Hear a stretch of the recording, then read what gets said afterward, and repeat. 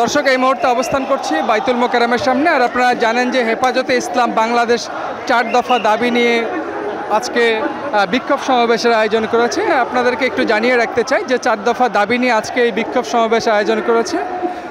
নারী সংস্কার কমিশনের কুরআন বিরোধী প্রতিবেদন ও কমিশন বাতিল করতে হবে, সেই সাথে দ্বিতীয় নম্বর যে দাবিটি রেখেছে সংবিধানে বহুত্ববাদের পরিবর্তে আল্লাহর উপর আস্থা ও বিশ্বাস পূর্ণবহাল করা।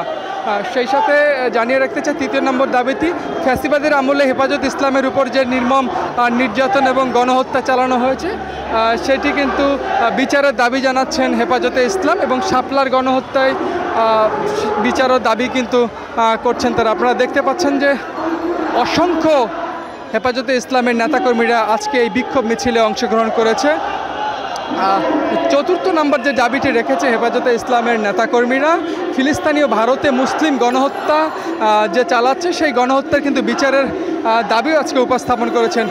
সেই সুবাদে কিন্তু আগামীকাল মহাসমাবেশের ডাক দিয়েছে হেফাজতে ইসলাম, এবং সরোয়ার্দী উদ্যানে কিন্তু এই মহাসমাবেশ অনুষ্ঠিত হবে বলে জানিয়েছে। আমরা জানতে পারি যে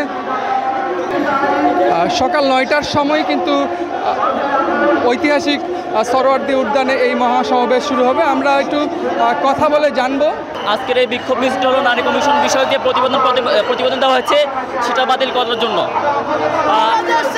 সেই কমিশনকে বাতিল করা অবশ্যই জরুরি, কারণ সেটা মুসলিম বিরোধী, ইসলাম ধর্মের সাথে সাংঘর্ষিক, কোরআন সুন্নাহ বিরোধী। সেজন্য সেটা বাতিল করার জন্য আগামীকাল 3রা মে সরোয়ার্দী উদ্যান একটা সমাবেশ হবে। সেই সমাবেশের পূর্ববর্তী একটা আয়োজন হিসেবে আজকের জুমার পরবর্তী এই আয়োজনটা আমাদের।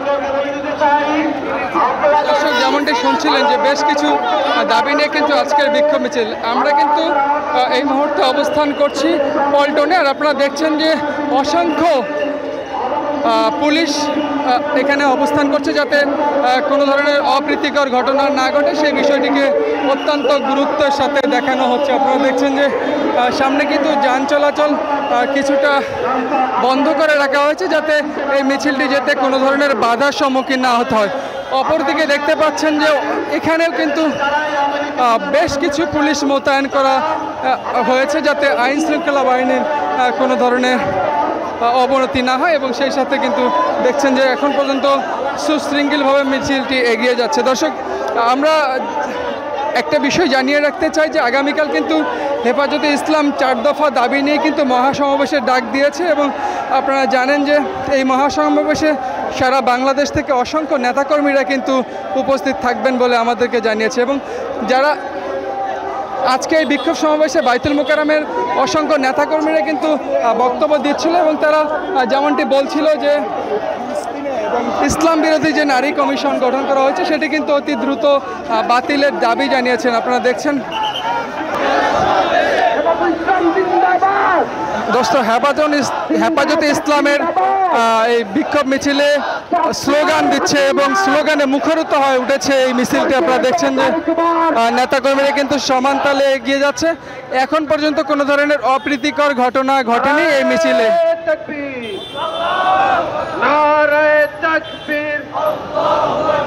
বিশ্বের মুসলিম এক হও, এক হও। হেফাজতে ইসলাম বাংলাদেশ।